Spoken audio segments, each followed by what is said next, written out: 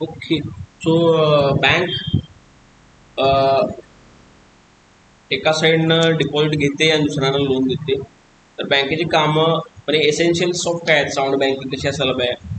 तर adequate liquidity म्हणजे पैसा माफक असायला पाहिजे. कुणाला जर पैसा पाहिजे असला क्रेडिटवर तर तो अवेलेबल व्हायला पाहिजे. तर पैसा कमी असला तर काय होते, किती पण इंटरेस्ट रेट द्यायला तयार असला तरी पैसा मिळेल, ते नाही व्हायला पाहिजे. आधी 20-30 वर्षापूर्वी ना गाडी घ्यायला मोबाईल घ्यायला असं काही लोन मिळायचं नाही. ते आता झाले. आधी म्हणजे बिलकुल कोण घ्यायचं नाही लोन घ्यायला, मोबाईल घ्यायला लोन असं मानलं जायचं की एकदम चुकीचं काम आहे. पण आता तसं नाही. मग ते क्रेडिट लिक्विडिटी वाढल्या त्यामुळे तसं झालं. Expansion of banking banking facility पूर्ण देशामध्ये व्हायला पाहिजे. ठीक आहे. आणि जे लोन दिलं तुम्ही ते परत मिळायला पाहिजे. असं लोन देणं सोपं असते, परत घेणं अवघड असतं. हे लक्षात घ्या तुम्ही. कधी पण बँकिंगमध्ये लोन किती फास्ट द्यायला ते नाही बघायचं. जे लोन दिले ते चांगल्या क्वालिटीचं आहे, परत यायला का नाही हे बघायचं. एनपीए बघायची, एनपीए कधी पण. Commercial bank acceptance of deposit, saving, current, term deposit, recurring तुम्हाला माहिती आहे सगळं, हे काय सांगत नाही. Payment of loans and advances, demand. आता कुठले कुठले लोन आहे, डिमांड लोन, कॉल लोन. ठीक आहे. ह्याच्यामध्ये नोटीस मनी असतो आणि कॉल मनी असतो. कॉल मनी म्हणजे काय, एका दिवसाच्या कॉलवर. नोटीस मनी म्हणजे काय, 2 ते 15 दिवस. हे लक्षात ठेवायला येऊ शकते परीक्षेला. ठीक आहे. ठीक आहे. म्हणजे एवढ्या कमी काळासाठी गरज असते का, तर असते गरज. बँकांना असते, आपल्याला नसत्या, बँकांना असत्या. का तर बँकांना ते आरबीआयचे कॅश रिझर्व्ह रेशोची रिक्वायरमेंट किंवा SLRची रिक्वायरमेंट फॉलो करावं लागतं ना. म्हणजे बँकेने जेवढे तुम्ही लोन दिलेत तुमच्याकडे त्याच्या 20% वगैरे कॅश असायला पाहिजे. पण मग ते कॅश तुमचा कमी पडत असला तर तुम्ही काय करता, एका दिवसासाठी दुसऱ्या बँकेकडून लोन घेता. That is called as call money, notice money. Cash credit आहे, ओव्हरड्राफ्ट आहे. ठीक आहे, सिमिलर आहे दोघं. Discounting of bill of exchange तुम्हाला सांगितलंय की तुम्ही काय करताय, तुमचं बिल ऑफ एक्सचेंज घेऊन बँकेकडे जात आहे, त्यांना म्हणताय 3 महिन्यांनी 1000 रुपये मिळत आहेत, तुम्हाला आता फी कापून इंटरेस्ट कापून कमी द्या. तुम्हाला बँक काय करते, 50 रुपये कापून 950 देत्या. तुमचं पण काम बघते, त्यांचं पण काम बघते, त्यांना पण प्रॉब्लेम. त्यानंतर क्रिएशन ऑफ क्रेडिट हे जर झाले आपलं, बँक काय करत्या, डिपॉझिट जेवढा आले जेवढा CRR आहे 10-20% कट करून पुढं पैसे देत्या. परत असं सायकल सुरू राहत्या. जेवढा CRR कमी, क्रेडिट क्रिएशन बाय बँक बरं तेवढं जास्त. आपण त्याचा फॉर्म्युला बघितला, प्रायमरी, सेकंडरी. प्रायमरी म्हणजे काय, initial deposit divided by CRR. 1000 रुपये डिपॉझिट आहे तर 10% जर CRR आहे तर 10,000 रुपये total primary plus secondary generate होणार. त्यामध्ये सेकंडरी किती, 10,000 टोटल मायनस इनिशियल डिपॉझिट 1,009. हे तरी सांगितले व्यवस्थित, त्यामध्ये काय डाऊट नाही. ठीक आहे. हे लक्षात ठेवायचं, जेवढा CRR कमी क्रेडिट क्रिएशन जास्त. सेम टाईपचा प्रश्न दरवेळेस असं येईल नाही, फिरवून विचारतील, त्यावेळेस डोकं वापरायचं. जेवढा डिनॉमिनेटर कमी करता तुम्ही तेवढं वाढतेच ना पुढे. ठीक आहे. डिनॉमिनेटर जेवढा कमी करणार तेवढा तुमचा नंबर वाढणार. 1% तर भरपूर, 100 पुढे झालं म्हणजे. ठीक आहे. एजन्सी तर ठीक आहे, गव्हर्नमेंटची एजन्सी आहे ती. ठीक आहे. गव्हर्नमेंटसाठी बरेच काम करते. बँकर आहे गव्हर्नमेंटची. Bank lender of last resort असतात, आरबीआय सांगा. General utility function, locker facility देत्या, फॉरेन एक्सचेंज देते, वगैरे वगैरे. Principle of commercial bank, principle of liquidity, they should keep certain liquidity. म्हणजे सगळंच त्यांनी कॅश ठेवायचं स्वतःकडे डेली बेसिसवर. सॉल्व्हंट असायला पाहिजे. सॉल्व्हन्सी म्हणजे काय, लॉंग टर्म तुमचे डेट तुम्ही भागू शकताय का नाही, सॉल्व्हन्सी. सेफ्टी असायला पाहिजे, तुम्ही जे लोन दिलं त्यामध्ये लोकांचे पैसे सेफ राहायला पाहिजे. ठीक आहे. हे येऊ शकते principle of economy. Always try to maintain their function. म्हणजे त्यांनी प्रॉफिटेबली काम करायचं बँकांना, लॉस नाही खायचं. ठीक आहे. तरी झालं. डाटा पब्लिकला द्यायचा नाही. ठीक आहे. आता बँक रेट म्हणजे काय, long term lending rate by RBI. म्हणजे आरबीआय बाकी बँकांना लोन देत्या, तर किती रेटनं लॉंग टर्मचं लोन देत्या, that is called as bank rate. Repo rate म्हणजे काय, शॉर्ट टर्म मध्ये बँक किती रेटनं लोन देत्या आरबीआय बाकी बँकांना. रिव्हर्स रेपो म्हणजे बाकी बँकांकडनं किती रेटनं लोन घेते शॉर्ट रन मध्ये. लॉंग रन मध्ये आरबीआय घेत नाही ना बाकी बँकेकडे, शॉर्ट रन मध्ये घेते. म्हणून ते repo, reverse repo is short run आणि bank rate is long run. ठीक आहे.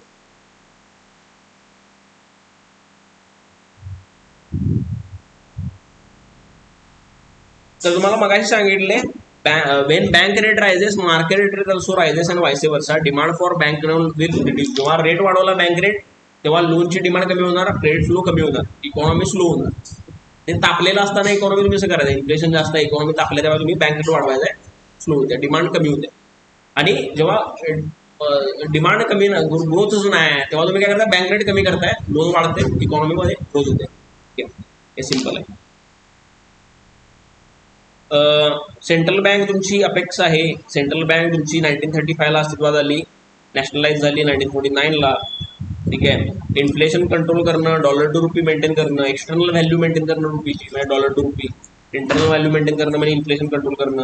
ठीक आहे, थोडीशी ग्रोथ इकॉनॉमीमध्ये असणं हे पण त्यांचं इंडिकेटर आहे. पण पहिलं काय, इन्फ्लेशन कंट्रोल करणं हे मेन इंडिकेटर, त्यानंतर ग्रोथ. ठीक आहे, तर नोटा इश्यू करणं, बँकर टू गव्हर्नमेंट आहे, वेज अँड मीन्स ऍडव्हान्स देत्या गव्हर्नमेंटला. वेज अँड मीन्स ऍडव्हान्स म्हणजे काय, शॉर्ट रनसाठी जे गव्हर्नमेंटला स्टेट किंवा सेंट्रलला जे फंडिंग करत असते ते देत्या. ठीक आहे, गव्हर्नमेंटची एजंट आहे IMF मध्ये, इंटरनॅशनल मॉनिटरी फंड मध्ये. ठीक आहे, वर्ल्ड बँकमध्ये. बँकरची बँक आहे, लेंडर ऑफ लास्ट रिसोर्ट आहे, CRR मेंटेन करायला लागतं बाकी बँकांना, क्लिअरिंग हाऊस म्हणून काम करते बाकी इंटर बँक ट्रान्झॅक्शन मध्ये. क्रेडिट कंट्रोलर आहे, ठीक आहे, तरी तुम्ही वाचू शकताय. सुप्रीम ऑथॉरिटी आहे. ठीक आहे, प्रॉफिट मोटिव्ह नाही आहे तिचा. ठीक आहे, विश्वासार्हता मेन असत्या. ही काय करतात, नोटा छापत्या. ठीक आहे, आणि बेसिस ऑफ कॅश म्हणजे नोटा छापण्याचा बेसिस काय, कुठल्या बेसिसवर नोटा छापते असं छापत्या नाही. गोल्डचा रिझर्व्ह असतोय. ठीक आहे, फॉरेन रिझर्व्ह असतो, फॉरेन करन्सी, US डॉलर वगैरे. ठीक आहे, वेगळे वेगळे इंडस्ट्रीज आहेत. या इंडस्ट्रियल फायनान्स कॉर्पोरेशन म्हणजे इंडस्ट्रीला फायनान्स करण्यासाठी हे IFC आहे. ठीक आहे, त्यानंतर स्टेट फायनान्स म्हणजे स्टेट मधल्या इंडस्ट्रीला फायनान्स करण्यासाठी. Industrial credit and investment corporation पहिल्यांदा ही NBFC होती, इन्स्टिट्यूशन होती, नंतर बँक झाली ICICI बँक. ठीक आहे, state industrial development corporation. Unit trust of India म्हणजे पहिला म्युच्युअल फंड इंडियाचा, लक्षात आहे ना, पहिला म्युच्युअल फंड इंडियाचा. Main objective of UTI to encourage and mobilise the saving of the community. त्यानंतर industrial development bank of India IDB आहे 1964. ठीक आहे, इंडस्ट्रीची डेव्हलपमेंट करण्यासाठी. Export import bank. ठीक आहे, export discounting, bulk import finance, business advisory, technical assistance. NABARD, आता याच्यावर एक प्रश्न आलेला बघा नाबार्डवर मागच्या वेळेस, कोणाला चुकलेला नाही ना तो, बरोबर. ठीक आहे, ॲग्रिकल्चर क्रेडिटसाठी स्वतः फार्मरला लोन देत नाही, बँकांना ते देत्या, मग बँक फार्मरला देते. लाईफ इन्शुरन्स कॉर्पोरेशन LIC, मला माहिती आहे लाईफ इन्शुरन्स देण्यासाठी. जनरल इन्शुरन्स, लाईफ सोडून बाकी इन्शुरन्स, फायर, मरीन, त्याच्या अंडर या कंपन्या आहेत. National insurance, new India assurance, oriental fire, त्याचा इन्शुरन्स नाही, इन्शुरन्स काढून घ्या बरं. सेबी, सिक्युरिटी मार्केट, स्टॉक मार्केटवर लक्ष ठेवण्यासाठी, कंट्रोल करण्यासाठी, फ्रॉड होऊ नये म्हणून. Private insurance companies, Bajaj alliance वगैरे वगैरे. स्विफ्ट म्हणजे काय, society for world wide inter bank financial telecommunication. Swift long form येऊ शकतो परीक्षेमध्ये.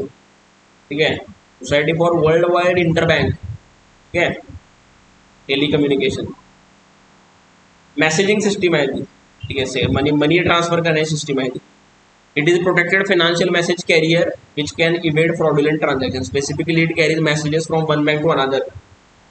त्यानंतर bank for international settlement, foster international monetary and financial corporation and serve as bank for central bank. ठीक आहे, क्लिअरिंग करण्यासाठी. माझ्यावर मध्ये ह्याच्यावर प्रश्न आलेला ना यावेळेस, ह्याच्यावर आलेला एक प्रश्न स्विफ्टवर टाकलेला काय, तर चेक केलं काय त्याचं काय होतं, आठवू द्या कोणाला बरोबर आलं, चेक करायचं.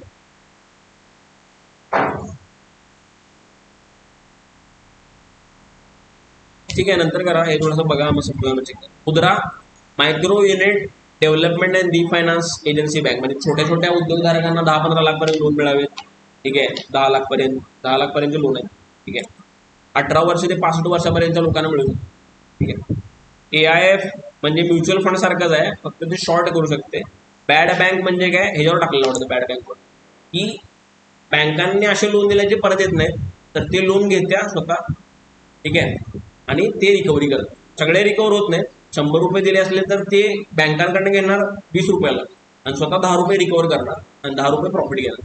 बोल, हेज फंड म्हणजे पण तसंच आहे AIF सारखं. प्राइस टू अर्निंग रेशो म्हणजे तुमची प्राइस किती आहे, market price divide by per share earning किती आहे तुमच्या वर्षामध्ये. वेंचर कॅपिटल म्युच्युअल फंड सारखंच आहे, पण त्याच्या अगोदर जाईल, जसं शार्क टँकमध्ये असते तसं, ते ग्रोविंग कंपन्यांमध्ये लिस्टिंग व्हायच्या आधी. एशियन डेव्हलपमेंट बँक, एशियामध्ये डेव्हलपमेंट करण्यासाठी ही बँक आहे आणि हेडक्वार्टर कुठं आहे, मनिला फिलिपाईन्समध्ये आहे. International monetary fund, Bretton Woods कॉन्फरन्समध्ये वर्ल्ड वॉर झाल्यानंतर बऱ्याच ऑर्गनायझेशन बनलेले, United Nations, world health organization, world bank, त्यामधली ही एक आहे. ही काय करते, शॉर्ट टर्ममध्ये तुमची लिक्विडिटी मॅनेज करते. जसं पाकिस्तानला त्यांनी 3 वर्षापूर्वी मदत केली, इंडियाला 1991 मध्ये मदत केली. ठीक आहे, आय होप परत मदत करायला लागू नये आपल्याला.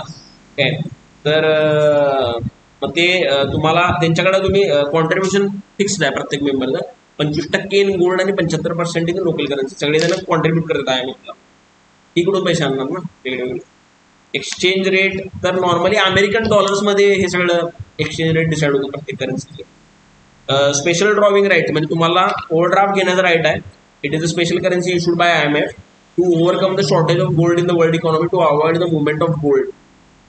ठीक आहे. तर तुम्ही काल स्टेटस लावले त्यामध्ये बघा गव्हर्नमेंटचा फॉरेन एक्सचेंज बॅलन्स असतो ना आपला RBIचा 700 बिलियन डॉलर्स आहे US डॉलर. ते कशामध्ये असतोय एक तर US डॉलरमध्ये आहे, फॉरेन करन्सीमध्ये कुठल्या पण त्यामध्ये मेन US डॉलर आहे, गोल्डमध्ये आहे आणि अजून कशामध्ये स्पेशल ड्रॉविंग राईटमध्ये. समजलं. International development association for lower development कंट्रीजसाठी आहे. अशा प्रकारे हे सब